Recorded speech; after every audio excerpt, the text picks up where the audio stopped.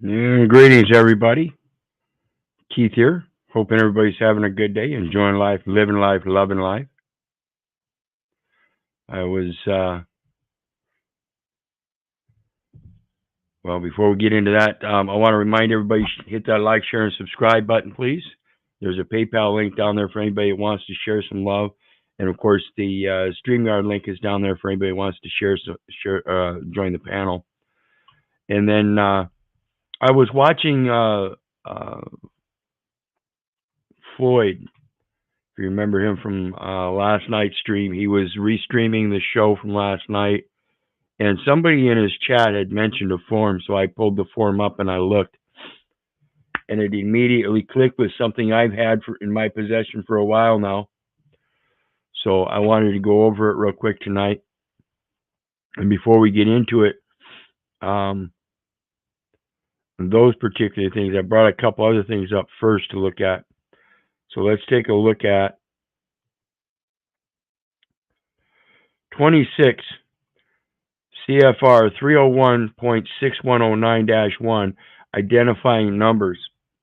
Now, identifying numbers, of course, is Social Security and other tax identification numbers. And like I said, in regards to the Social Security number and the specific style, this is where it tells you the style of the Social Security number. Okay, and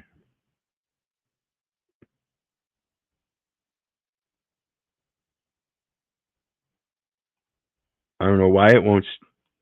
There we go. In general, taxpayer identifying numbers. That's the first thing they say. Taxpaying identifying numbers. And then it goes principal types. There are several types of taxpayer identifying numbers that include the following: Social Security numbers, Internal Revenue Service individual taxpayer identification numbers, IRS adoption taxpayer identification numbers, and employer identification numbers. Social Security numbers take the form 000-00-0000. In other words, it's expressing, the two hyphens. Okay? Then it says IRS individual taxpayer identification numbers and IRS adoption taxpayer identification numbers also take the form 000-00-0000, but include a specific number or numbers designated by the IRS. Employer identification numbers take the form 00-000000.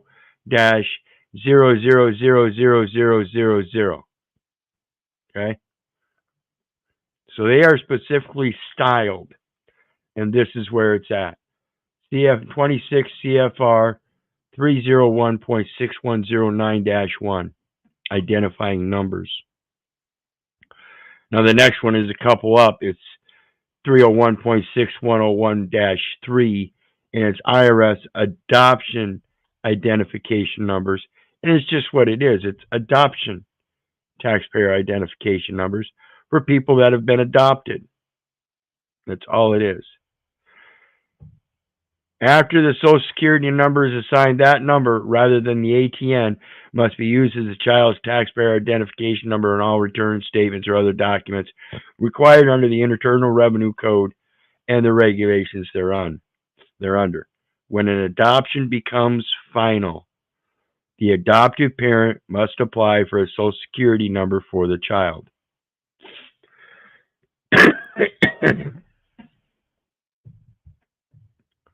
Do you suppose there might be a presumption of abandoned children that need to be adopted, and so you adopt that child when on your way out of the hospital? What is it you're adopting? Is that why they say You are required to get a Social Security number or apply for a Social Security number. And remember, the individual known as a you is an individual who owes a debt to the United States. That's that inpatient hospital treatment that the abandoned child owes the state. Well, then mom and dad take him home and adopt him, so they have to pay that bill.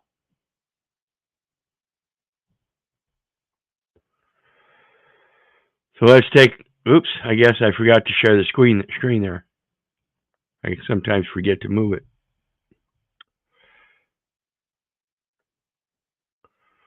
So the next one I've got, I talked about the word premise and promise and the fact that you break those apart. PRO and then MISE and PREMISE. And pre means prior. Pro means in the future. When we're talking about this stuff, there's a primary source. So before we go into the rest of it here, I want to show you a little etymology of the term PRI when it comes to primary. Remember that one term is Mary. Mary. It's a name, isn't it? Primary. Proto-Indo-European root meaning to love. In some languages, notably Germanic and Celtic, it developed derivatives with the sense free, not in bondage, beloved, or friend, being applied to the free members of one's clan, as opposed to slaves.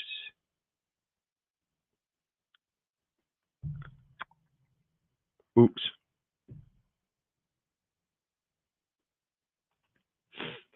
So the next one is a form that a person in the chat of Floyd's video that he was restreaming early put down.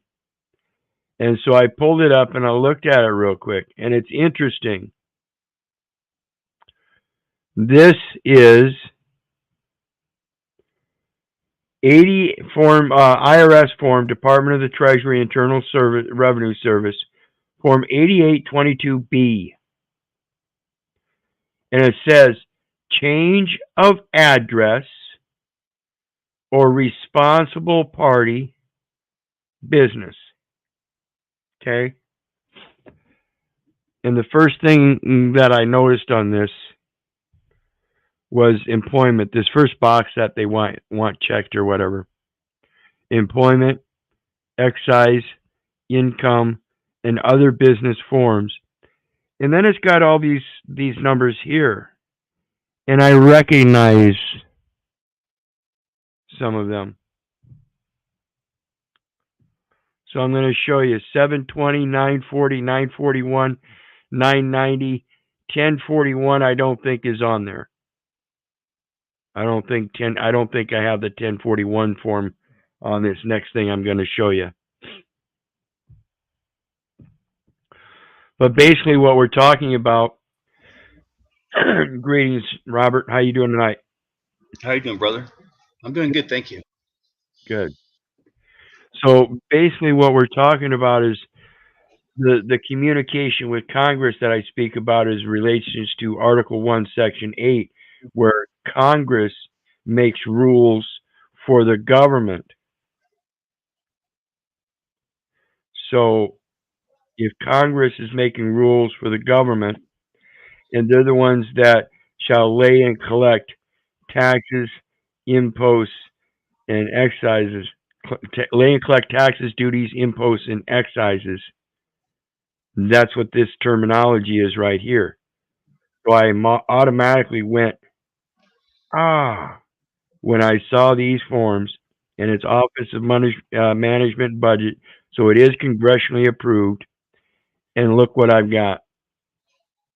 Now this is a thing that I took a photo of a number of years back, and when we look at it up here in the top left hand corner, it says BRCHG.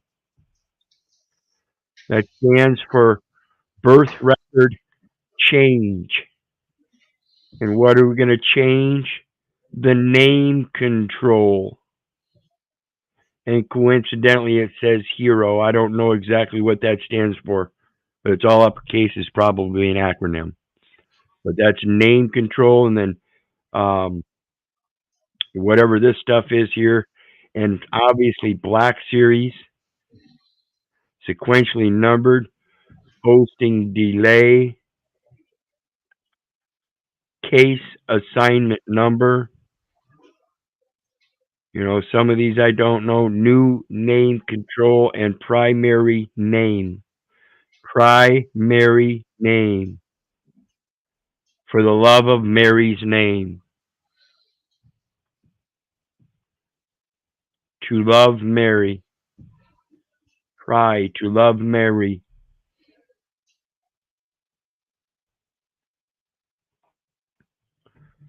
So coming back to this form, we see the primary name, continuation of primary name, sort name, care of name, foreign street, mail, street or foreign city zip, mail, city, state, zip or foreign country, location, street address, location, city, state, zip. So everything has to do with the name and address, guys. That's how everything is controlled, like I've been saying. What we have to do is change the name or change the address. A number in lieu of the name or address. It's all falling together, folks. I hope you're paying attention. Change the position. A change. Yep. And so A change. Yeah, I agree. and Powerful words in there. yep, and they're things we've been studying all along. And here we have that Form 56, change individual. And then EFFDT, this is what Josh is talking about in the chat here. The 1065 as a foreign partner, EFF 1040. They're telling us everything right here.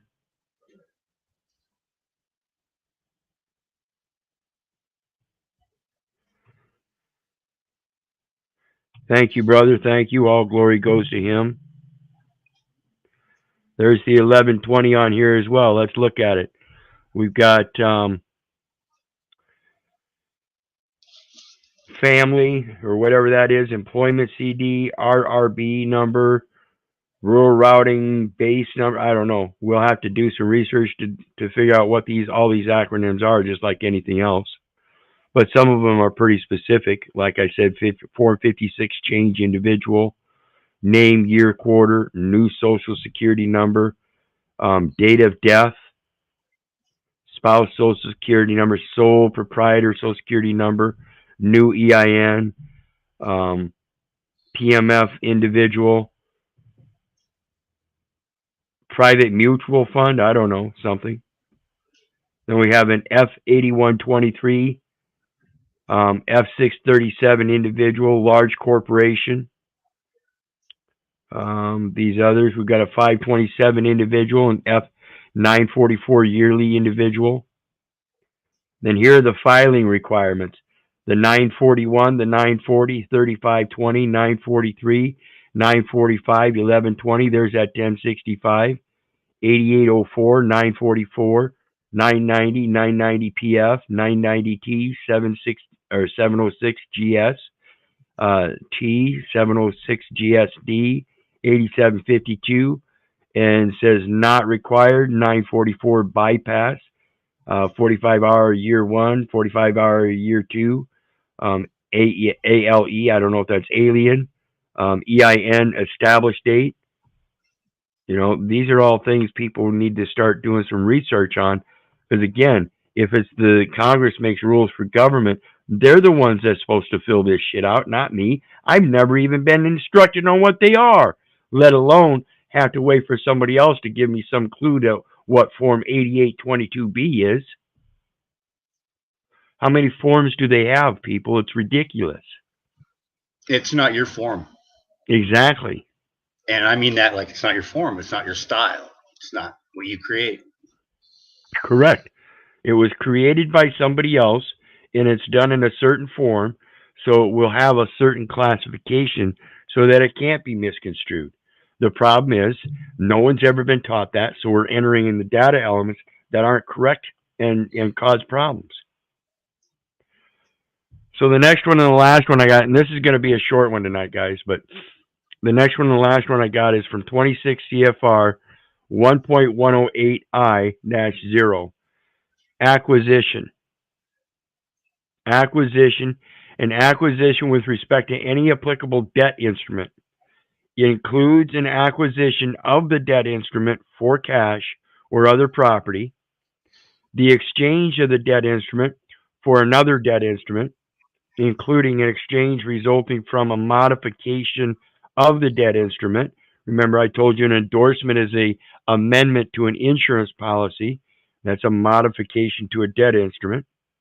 So therefore, it's an acquisition. The exchange of the debt instrument for corporate stock or partnership interest.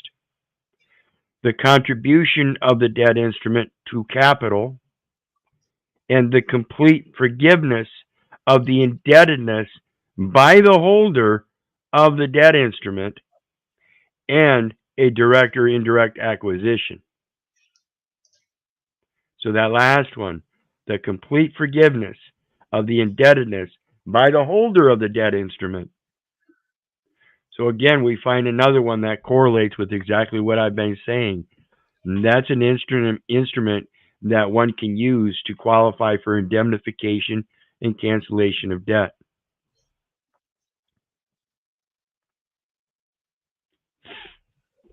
What do you think, Robert? I agree. Especially the part about a lot of these documents that people tend to push, on different channels, do this, do that. They're going to get people in trouble because I'll use myself. It's hard for me to read through every little item that are on a lot of these documents. So I listen to somebody go in half-ass, and 9 times out of 10, it's going to screw us. And I'm going to finalize with this. The hardest thing for me through this whole process was to realize that I'm the creator. I create. Yep. Um, a lot of this is stepping out, and I was fortunate. I like you. I haven't had my name on anything in so many years. I've been fortunate that way. So I'm coming into it not having to break ties, debts, all that stuff. But it was really hard for me to grasp the fact that I'm the creator. So I can take, like on mail, I didn't know where to go with it. I was like, you know what? I'll get one of those private accounts. And so they collect the mail. I gave them envelopes. I created a trust with them where they mail it to me. And in doing that, I do it registered. They mail it registered through the post office, Yep. and I securitize the documents inside. So I just made money at it. They're insured now by my own bond. They may not be mine, but the transportation is.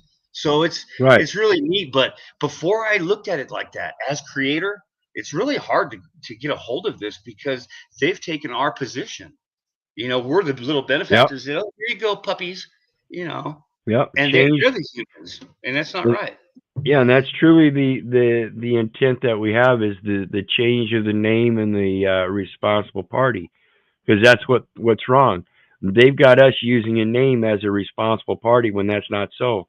The authorized representative giving an unambiguous signature on the instrument is therefore not liable for the person named in the instrument.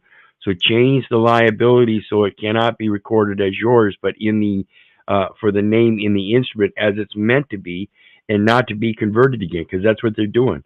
They're converting that specific code by not giving you the you're not making it unambiguous. You've been Yes. taught and trained to just give an ambiguous signature of Keith Little without ever qualifying it. No one ever told you how to qualify it. And it's hard to wrap your head around, and it's hard for me to wrap my head around that. A lot of Yep. times I got to sit there and think, okay, wait a minute. Okay. But yes, I agree 100%. So, and there's a lot of different ways to do this. That's why it's so hard to teach somebody, because there's so many different ways that actually work, because it's with self. We do this within ourselves. So it may work for you one way, me another way, another person another way, as long as we're Yep. trying, you know. So yeah, Yep. you're getting a cold, my friend. So drink tea. You sound Yep. nasally.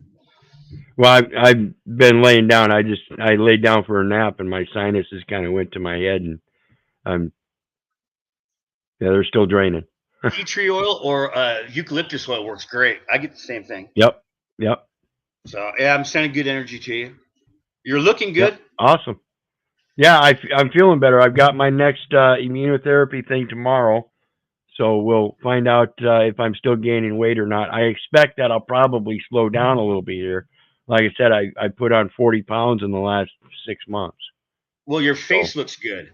It yeah, looks you look yeah, you look healthy. yeah, it's much fuller now than it was 6 months ago. That's for And sure. screw you and all your hair. Shit, man, it's all dark. Yeah, you look good.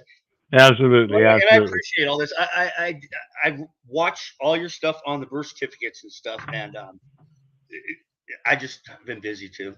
Um, so yeah, it's good. I like it. Like it all. Sounds good. Absolutely. And like I said, the more we review this stuff, the better we're going to be able to go through it and fill in the holes and stuff. And so tomorrow I'm going to be working on a video I did not too long ago called prepaid expenses, because that's what we're doing with the indemnification. It's a prepaid expense. We're prepaying for any harm, loss, or damage that you might cause us, and Yeah, that's a powerful position to be in. that's why I think we have a little. Maybe it's the same. We're just wording it different, but that's the bonds attaching their bond. And I don't care if they're the smallest person. If their boss is not, they will start working. I will start the smallest bond and attach it. Um, and make. I'm a creator. I get some of that bond paper, make my own securities out of this stuff. I had to get a Treasury Direct account. I couldn't find a way around that because they credit that account. That's how they banks are Yeah, like an intermediary, well, and that's they that's credit. the pass through. Yeah, and I couldn't find any other way for that credit, and I don't want to use built dollars anymore because it's just pointless, really. Yeah. Well, Like it's the mail, I created security with it. What's that? What's the value of my mail? Oh, it's high. yeah, yeah, and that's So why I say it's a matter of dealing with the Treasury, which is the fiscal agent for the United States, and they're the ones that issue the new securities and redemptions. they want us to do this. Actually, people It also do. alleviates the U.S. debt.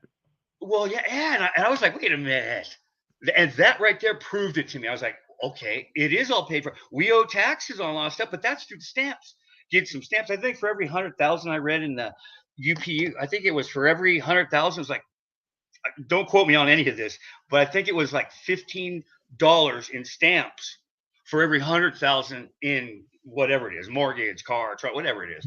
Yeah, it So depends on what it is. the I tax, think they have variable tax rates today. yeah, exactly. And it's all in the Yep. handbook, but that's the only thing we owe for. And we don't owe for. We just got to stamp it, literally stamp it. So, yeah, Absolutely, it's Josh. cool. Private foundation, look it up. 26 U.S. Code 509 speaks about private foundations. A private foundation is somebody that doesn't have any communication with the IRS, and therefore the IRS holds the presumption that since they haven't communicated with us, they're a private foundation, and it's right in their codes. Yeah, they work 20, for me. yeah, 26 CFR 1-508 point one. I kind of 20, like the IRS. uh, They're not too bad. I mean, they try to like a lot of tricky shit, but really, they're here to help. You just can't get looped into their games. in that one there, you will find 26 CFR 1-508.1. You will find a thing about presumption of private foundation. Read it. And then you'll see 26 U.S. Code 509 speaks more on the codification of private foundation. And with that, we are done. You got anything else there, Robert? No, just a thank you, and you know, stick with it, everybody. You know, read, and I know it sucks, but just try. You know, once Yep. I started using this, I'll speak for myself. It started making more sense. You know, yeah. Unless you read it, it doesn't make sense a lot of times for me. So, Yep, and I absolutely. thank you for sharing, everybody. I Yeah, appreciate you all all. glory. Yep, all glory goes to him. That's where all the knowledge comes from, guys. And that's why I say that's the true benefit. And so with that, you guys know me. I love you, but I don't give a rat's ass whether you love me back. And that's to say I don't care if you hate me. I don't care if you don't respect me. That's on you. So may God bless you and have a good night.